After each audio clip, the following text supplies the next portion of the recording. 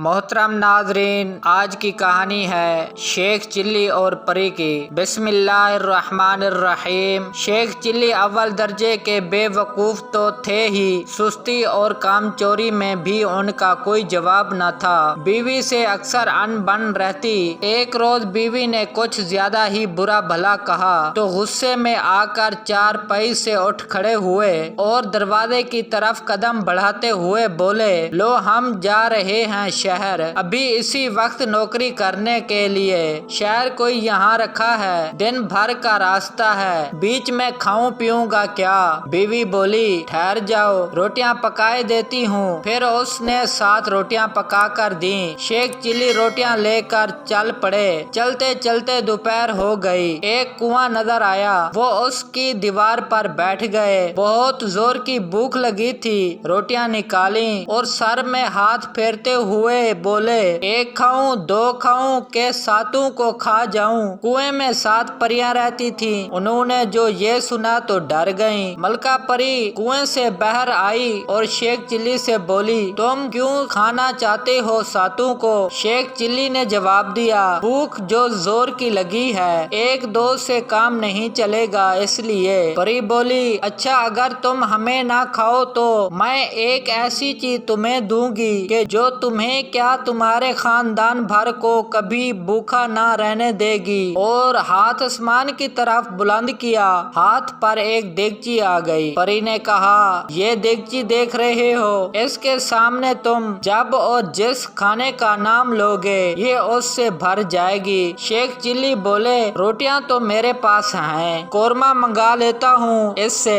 دیگچی فوراً قورمے سے بھر گئی۔ شیخ چلی نے سیر ہو کر کھایا اور دیگچی بغل میں دبا کر چل دیے۔ شہر میں وہ ایک سرائے میں رکے اور دیگچی سامنے رکھ کر بریانی کا نام لیا۔ دیگچی بریانی سے بھر گئی۔ پھر زردے کی خواہش کی، وہ بھی مل گیا۔ شیخ چلی نے جی بھر کے کھایا۔ سرائے کی مالکہ بڑھیا یہ سب کوئی دیکھ رہی تھی۔ اس نے شیخ چلی سے دیگچی کے بارے میں پوچھا، انہوں نے صاف صاف بتا دیا۔ بڑھیا نے اچھی اچھی باتیں کر کے شیخ چلی کو رات سرائے میں ہی ٹھہرا لیا اور جب وہ سو گئے تو پریوں والی دیگچی چرا کر اس کی جگہ ویسی ہی دوسری دیگچی رکھ دی۔ شیخ چلی نقلی دیگچی لے کر گھر پہنچ گئے اور بیوی سے بولے، دیکھو نیک بخت تمہارے لیے کیا لایا ہوں۔ پھر انہوں نے دیگچی کے بارے میں بتایا اور دیگچی کے سامنے مرغے کی فرمائش کی، مگر دیگچی خالی رہی۔ شیخ چلی نے کوئی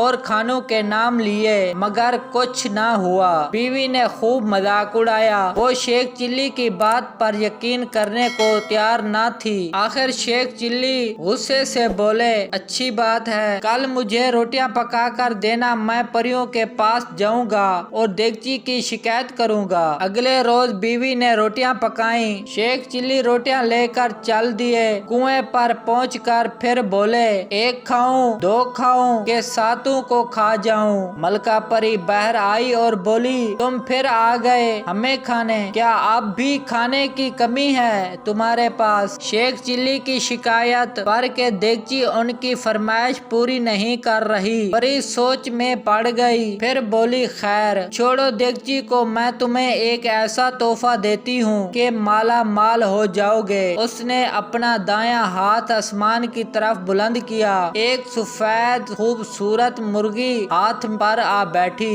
پری نے مرغی شیخ چلی کی طرف بڑھاتے ہوئے کہا، یہ سونے کا انڈا دینے والی مرغی ہے، جب کہو گے تب سونے کا انڈا دے گی، اسے لے جاؤ اور اب ہمیں پریشان مت کرنا۔ شیخ چلی نے خوشی خوشی مرغی بغل میں دبائی اور چل پڑے۔ وہ پھر اسی سرائے میں پہنچے۔ بڑھیا نے انہیں دیکھا تو فوراً قریب آئی اور پوچھا، اب کیا تحفہ لائے ہو؟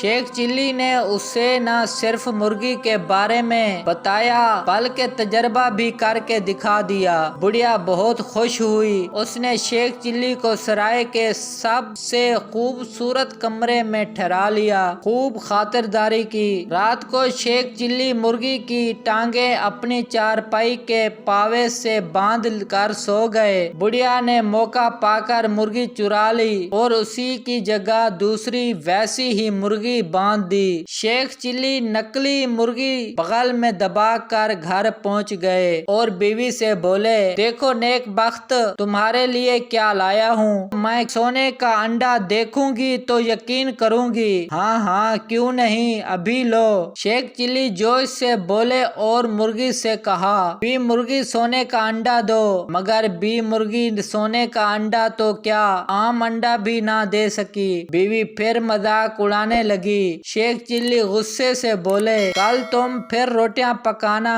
دیکھو میں کیا حشر کرتا ہوں ان دھوکے باز پریوں کا، اگر واقعی زندہ نہ چبا گیا تو شیخ چلی نام ہی نہیں۔ شیخ چلی کی بیوی بولی، بس رہنے دو، میرا خیال ہے تم روٹیاں ہڑپ کرنے کو یہ سارا ڈرامہ کرتے ہو، اب کوئی روٹی نہیں ملے گی، خیر نہ دینا روٹی، میں بغیر روٹی کے ہی چلا جاؤں گا۔ شیخ چلی نے آہستہ سے جواب دیا اور کمرے میں چلے گئے۔ اگلے روز وہ پھر کنویں پر پہنچے اور بولے، ایک کھاؤں، دو کھاؤں کہ ساتوں کو کھا جاؤں۔ کنویں کی پریوں میں ہلچل مچ گئی۔ ملکہ پری آئی اور بولی، اب کیا ہوا؟ میں نے تمہیں ایسے تحفے دیے کہ جن سے مالا مال ہو جاؤ گے، مگر تم کچھ زیادہ ہی لالچی معلوم ہوتے ہو۔ نہیں ملکہ پری، یہ بات نہیں، یقین کرو دیگچی کی طرح اب مرغی بھی میری بات نہیں مان رہی، میری بیوی نے تو میرا بہت مذاق اڑایا ہے۔ شیخ چلی بتاتے ہوئے رونے لگے۔ ملکہ پری سوچ میں پڑ گئی۔ پوچھا،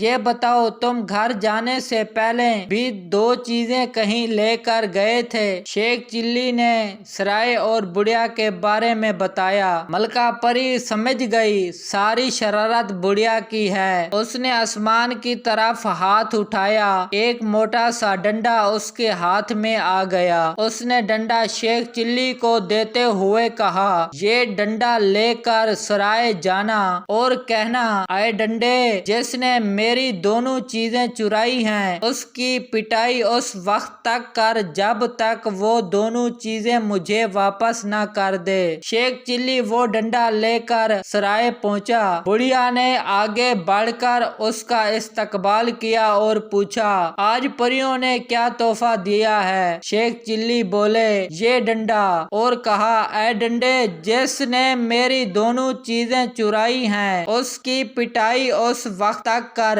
جب تک وہ دونوں چیزیں مجھے واپس نہ کر دے۔ ان کے منہ سے جملہ پورا ہوا تھا کہ ڈنڈے نے بڑھیا کی پٹائی کرنا شروع کر دی۔ وہ چیختی چلاتی اور پورے سرائے میں بھاگتی پھرتی رہی اور ڈنڈا اس کی پٹائی کرتا رہا، اور وہ تب ہی رکا جب بڑھیا نے دونوں چیزیں شیخ چلی کو واپس کر دیں۔ شیخ چلی ڈنڈا، مرغی اور دیگچی لے کر گھر پہنچے۔ اب دیگچی کے سامنے جس کھانے کی فرمائش کرتے تو وہ کھانا تیار ہو کر آ جاتا، اور جب مرغی کو انڈا دینے کو کہتے تو مرغی انڈا دیتی۔ دونوں میاں بیوی مالا مال ہو گئے اور عیش و آرام سے رہنے لگے، مگر وہ اپنا برا وقت کبھی نہ بھولے، ہمیشہ غریبوں اور حقداروں کی دل کھول کر مدد کرتے تھے۔ اس کہانی سے ہمیں یہ سبق ملتا ہے کہ لالچ بری بلا ہے،